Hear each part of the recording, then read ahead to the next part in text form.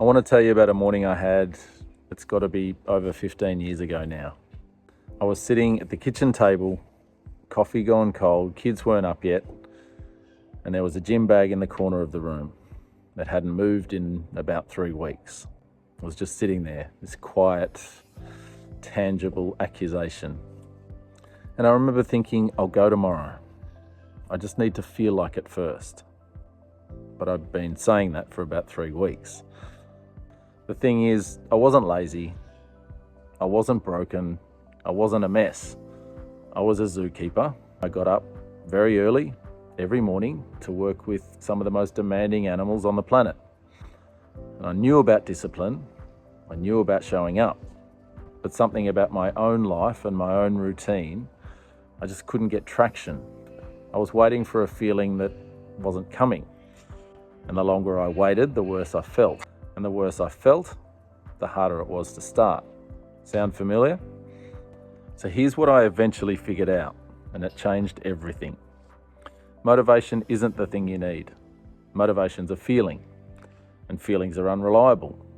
They show up late, they leave early, and they call in sick on the days you actually need them.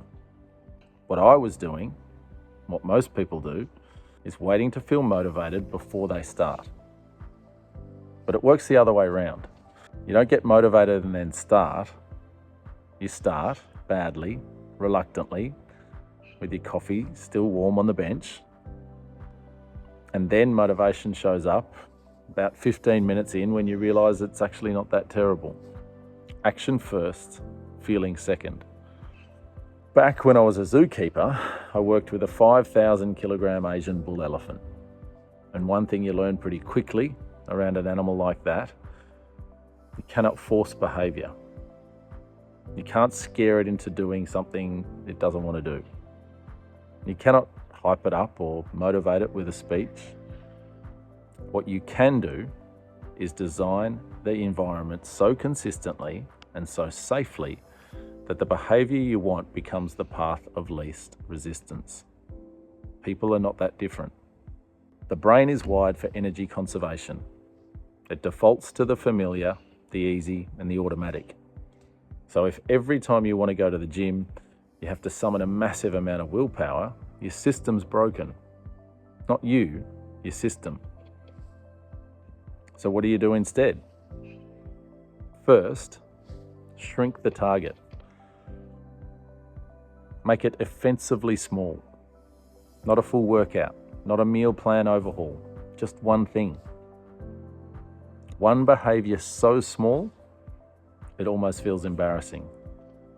A 2-minute walk, a glass of water when you wake up, 3 deep breaths before bed.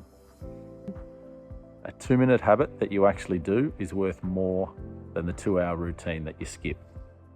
Second, you attach it to something that already happens. This is what's called a habit anchor or habit stacking. You already make coffee. You already brush your teeth. You already sit down at your desk. Those things happen regardless of how you feel. So attach the new behaviour to one of them. And suddenly you're not relying on memory or willpower. The cue already exists. You're just adding a room to a house that's already standing. For me, it was journaling while the kettle boiled. It takes about 2 minutes. Didn't require motivation, just required that I'd made a decision once. No bloke.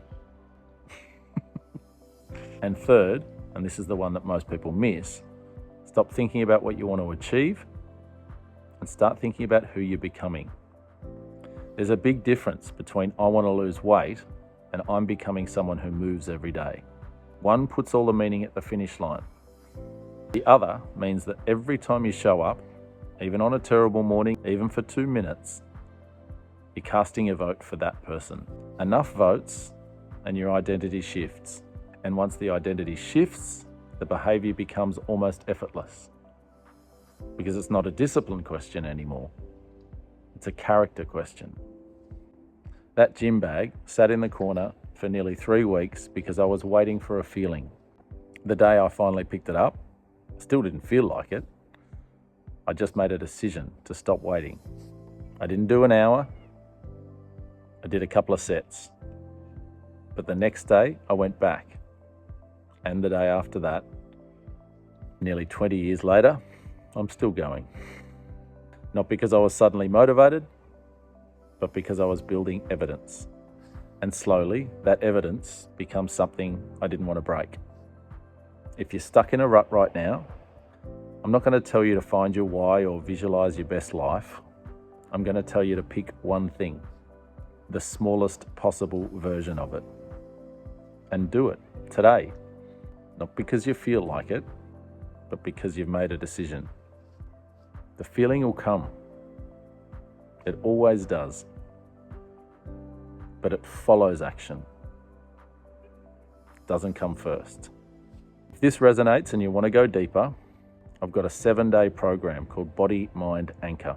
It's built specifically for people who are overwhelmed, burnt out, and exhausted and sick of starting over.